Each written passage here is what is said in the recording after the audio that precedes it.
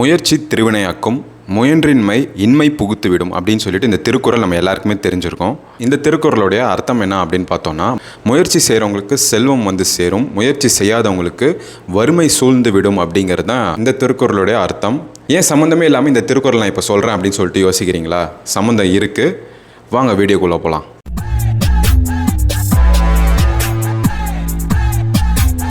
ரிட்டுபர்ணா அந்த பெண்மணிக்கு வயது 20 தான் ஆகுது.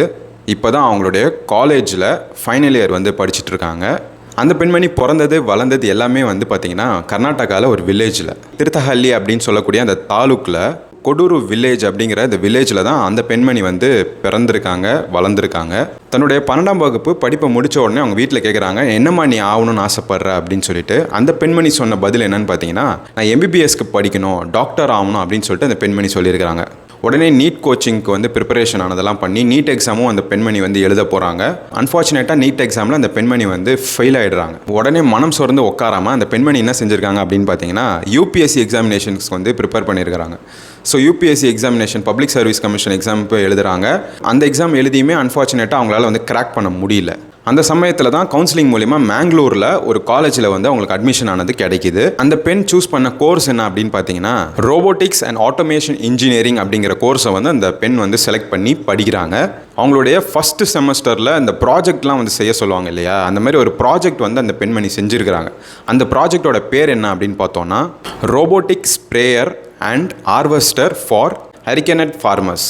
ஸோ பேசிக்கலாக வந்து ஃபார்மர்ஸ்க்கு ஒரு ரோபோட்டிக் தயாரிப்பில் வந்து இந்த ஸ்ப்ரே பண்ணுற அந்த ஒரு இயந்திரத்தை வந்து அந்த பெண்மணி கண்டுபிடிக்கிறாங்க. அதை தான் வந்து அவங்க ஃபஸ்ட்டு ப்ராஜெக்டாக வந்து சப்மிட் பண்ணுறாங்க. ஸோ அந்த ப்ராஜெக்ட் வந்து கோவாவில் நடந்த இன்டர்நேஷ்னல் கான்ஃபரன்ஸுக்கு வந்து அனுப்பப்படுது. அந்த ப்ராஜெக்ட்டு, அந்த ஒரு பர்டிகுலர் ப்ராஜெக்ட் வந்து பார்த்திங்கன்னா அந்த கான்ஃபரன்ஸ்லேயே வந்து ஹையஸ்ட் பொசிஷனுக்கு செலக்ட் ஆகுது. அண்ட் அதன் முடிவில் அந்த ஒரு ப்ராஜெக்ட் செஞ்ச அந்த பெண்மணிக்கு வந்து பார்த்திங்கன்னா கோல்டு மெடல் கொடுக்குறாங்க, சில்வர் மெடல் கொடுக்குறாங்க.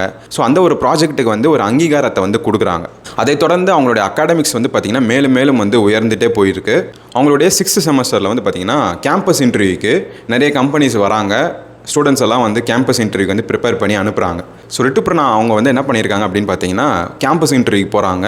அவங்க அட்டன் பண்ணியிருக்கக்கூடிய கம்பெனி என்னன்னு பார்த்தீங்கன்னா, உலகத்திலேயே த மோஸ்ட் ப்ரெஸ்டீஜியஸ் ஆட்டோமோட்டிவ் கம்பெனியான ரோல்ஸ் ராய்ஸ்க்கு வந்து அவங்க இன்டர்வியூ அட்டன் பண்ண போகிறாங்க, கேம்பஸ் இன்டர்வியூ.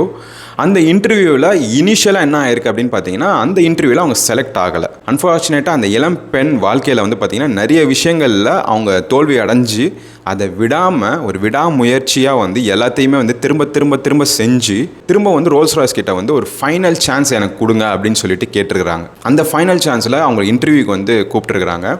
அந்த டைமில் அவங்க வந்து செலக்ட் ஆகிடுறாங்க. ரோல்ஸ் ராய்ஸில் ஒரு இன்ஜினியரை செலக்ட் பண்ணுறாங்கன்னா எவ்வளோ ஒரு ஃபார்மேட் இருக்கும், எத்தனை செட் ஆஃப் இன்டர்வியூஸ் வந்து அட்டன் பண்ணணும் அப்படிங்கிறது வந்து நார்மலாக நம்ம இன்டர்வியூஸில் பெரிய பெரிய கம்பெனிக்கு போகும்போது நமக்கு தெரியும்ல. ஸோ ரோல்ஸ் ராய்ஸ் யோசிச்சு பார்த்தீங்கன்னா எத்தனை ஸ்டேஜஸ் ஆஃப் இன்டர்வியூஸ் இருக்கும் அப்படின்னு சொல்லிட்டு.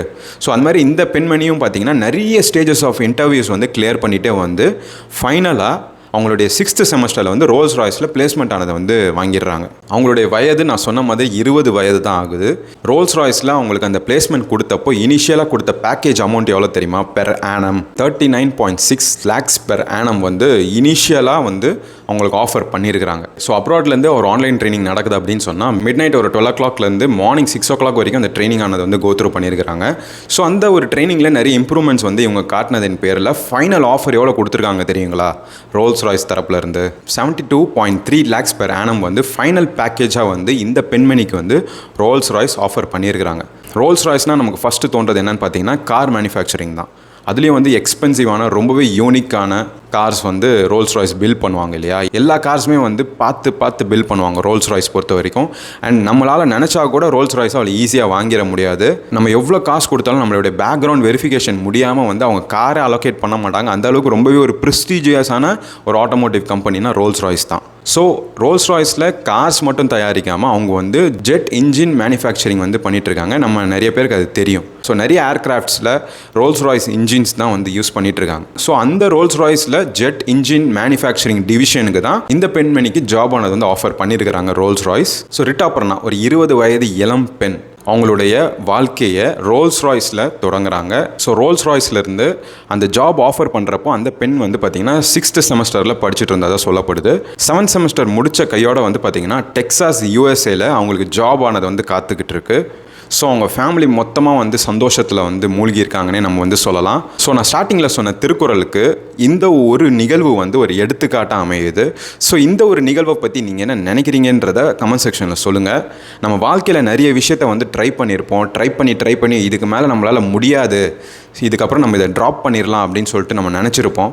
ஆனால் நம்ம அதை வந்து விடாமுயற்சியோட அதை வந்து தொடர்ந்து மேற்கொண்டுட்டே இருந்தால் நம்மளுடைய டெஸ்டினேஷன் அப்படிங்கிறது வந்து நம்ம கண்டிப்பாக போய் அடைவோம் அப்படிங்கிறது இந்த நிகழ்வு வந்து ஒரு எடுத்துக்காட்டாக அமையுது. நிறைய கான்டென்ட்ஸ் வந்துகிட்டே இருக்குது. ஸோ சப்ஸ்கிரைப் பண்ணுங்கள். Please to give your support and follow our official Instagram page Palsup official. இந்த வீடியோ உங்கள் ஃப்ரெண்ட்ஸ் அண்ட் ஃபேமிலிக்கு வந்து ஷேர் பண்ணி விடுங்க. I will see you guys in the next video.